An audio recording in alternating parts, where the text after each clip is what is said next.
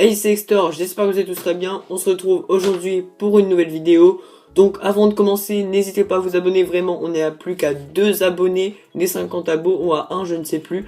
Donc c'est parti les gars, go, si vous n'êtes pas encore abonné, que vous regardez cette vidéo, c'est parti, on va s'abonner, etc.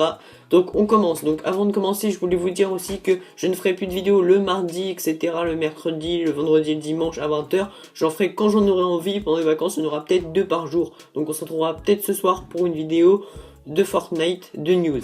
Alors pour commencer, aujourd'hui, on va comparer deux enceintes, donc une JBL Flip 4 et une enceinte de premier prix, donc pas très cher, donc pas très lourd non plus.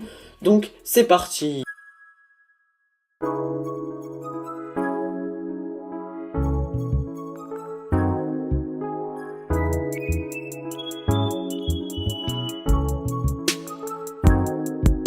Alors pour commencer, on va parler niveau design. Alors sur la JBL Flip 4, on a un plus beau design, donc sans l'allumer, le design reste assez stylé, assez beau. Alors que sur l'enceinte Big Ben, l'enceinte classique, on a un design assez classique, on va dire ça comme ça. Et la peinture commence à s'enlever, je sais pas si vous voyez, mais voilà l'écran, la peinture s'enlève. Une fois allumé, le design reste quand même plus beau chez JBL, avec la petite lumière LED ici. Et ici on a juste un petit point qui clignote et c'est tout, on n'a rien d'autre au niveau de l'enceinte. Bon, alors on va parler des défauts de la JBL. Donc les défauts de la JBL, c'est qu'il manque peut-être un peu de basse. Donc là je vais pas pouvoir bien vous faire écouter, mais il manque un peu de basse dans la JBL Flip 4, c'est un peu dommage, mais ça reste vraiment minimal. Niveau défaut de cette enceinte, c'est bien sûr l'autonomie qui n'est pas longue, mais vraiment pas longue du tout. Ainsi qu'on peut la charger que grâce à cet embout. Donc cet embout c'est vraiment agaçant, on n'en trouve pas partout. C'est les embouts de PS3, je sais pas si vous voyez. Et vraiment on n'en trouve pas partout, c'est assez relou. Donc voilà, c'était tout pour les défauts de cette enceinte. Donc si on passe aux qualités dans l'enceinte JBL, c'est bien sûr son autonomie de 12 heures, ainsi que l'enceinte on peut lui parler pour qu'elle aille sur internet avec notre téléphone et tout, et puis le design reste quand même très beau.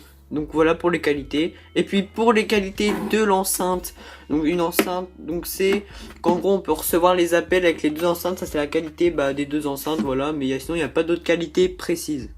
Donc maintenant on va passer à un truc que vous attendez tous, donc le niveau son. Quelle est la meilleure, donc qui fait quoi, est-ce qu'il y a des basses, etc. Donc je vais vous faire voir ça tout de suite. Et aussi comme qualité, tout à l'heure j'ai oublié, mais cette enceinte va dans l'eau, donc elle est certifiée IPX7, donc vous pouvez nager avec même, mais il faut faire gaffe quand même.